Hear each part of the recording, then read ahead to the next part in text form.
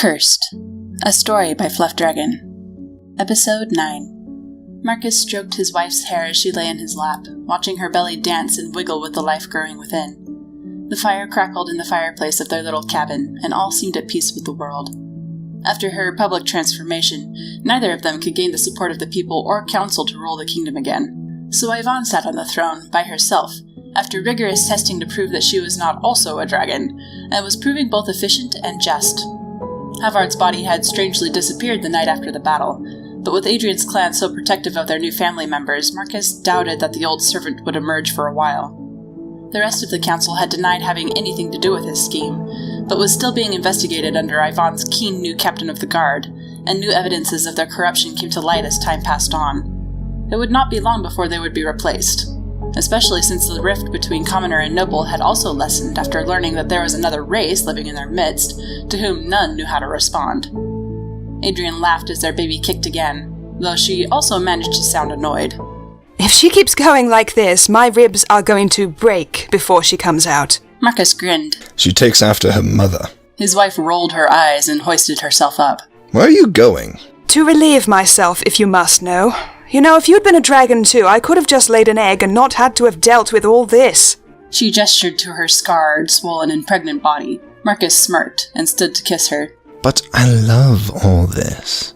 The baby kicked him as he leaned in close, and Adrienne ran away with a squeak to the lavatory as he laughed. A knock on the door distracted him for a moment, and he pulled on a tunic from their pile of half-folded laundry. There was much Adrienne would have to learn now that they had no servants. Claudius grinned at him from the door.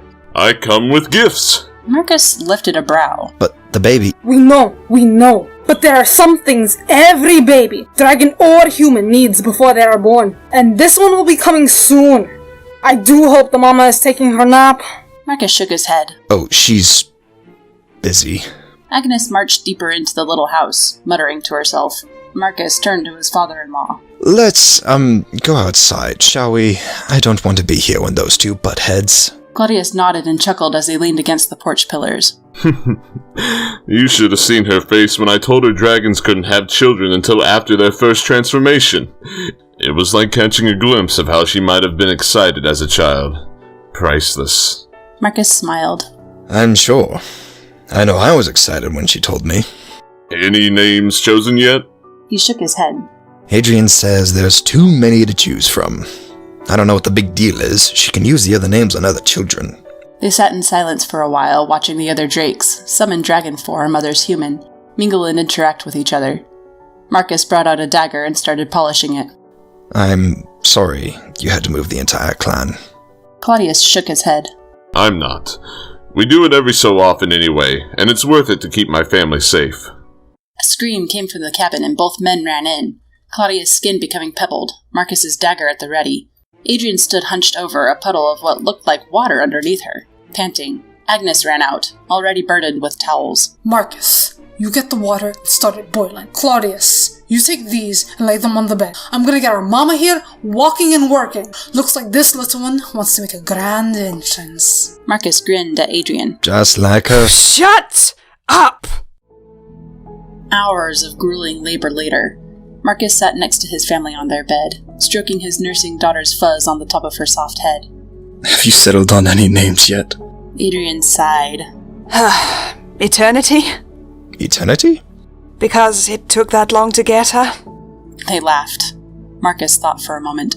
You know, you're a dragon. Really? And I'd say she's your treasure. You both are.